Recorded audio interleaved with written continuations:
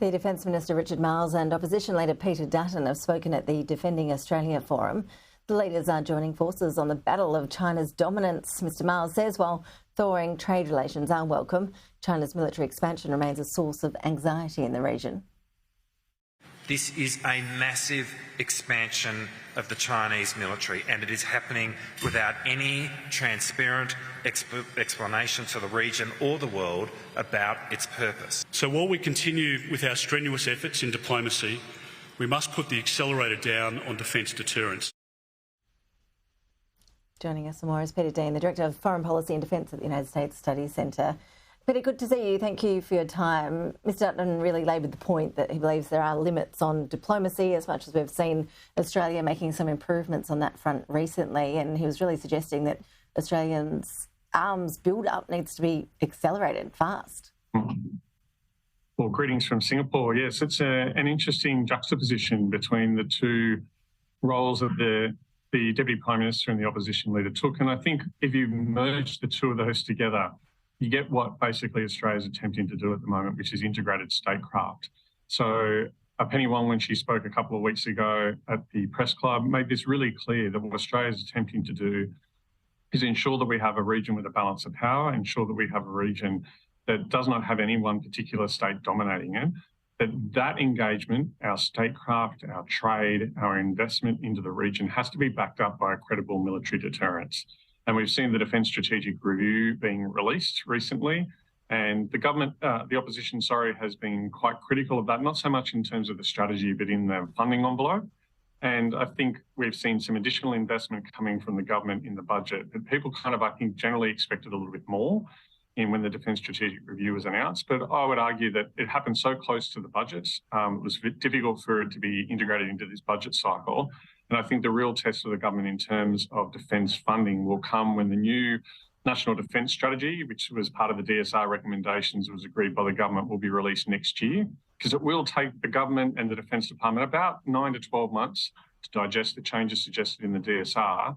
So I think it's more about the long, medium term, and what's going to happen in the forward estimates and what additional funding will particularly appear in next year's budget. I think that'll be key, and that's what Peter Dutton is really leaning on the government to do here. We're likely to hear a lot more about our security ties with India in the coming days with Prime Minister Modi in Sydney. Just how close is our cooperation on a defence front with India, Peter? What sort of direction is that heading in?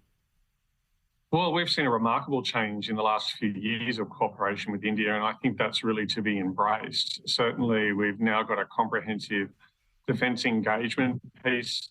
It was only in 2020, if you remember, that basically Australia and India decided to upgrade their Secretaries 2+2 dialogue, that's the Defence and Foreign Affairs dialogue, to the ministerial level.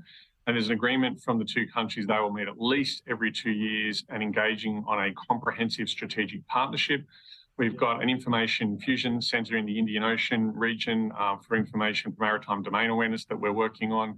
And now what we really have is a much, much more mature Australia-India defence relationship that covers almost every facet of the kind of military coordination. So we've got strategic dialogues, we've got information exchanges, we've got the Malabar exercises, which are being hosted now off the west coast of Western Australia for the first time.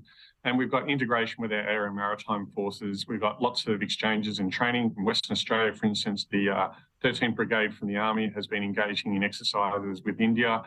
So now it's not just naval stuff, we're doing things with our Army and with our Air Force as well. And I think there's real opportunities. Both our air forces operate C-130 Hercules, C-17s, and most importantly, P-8 maritime patrol aircraft. The government has committed in the Defence Strategic Review to upgrade the airfield at Cocos Keeling to take P-8 aircraft. And what I would hope to see is that not only are we operating Australian P-8s out of there, but there's the opportunity for Indian P-8s to use that facility as well. And of course, Indian Ocean surveillance is really key, and Nicobar Islands, for instance, for India. So it's a real surge at the moment. India, we know, has become the most populous country in the world recently. There's a level of depth and warmth to the relationship, particularly under Narendra Modi, that we haven't seen.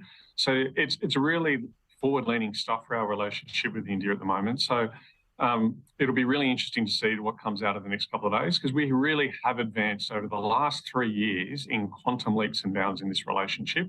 And of course, they're an integral part, India, of the Quad relationship. And of course, we saw the Quad meeting held on the sidelines of the G7.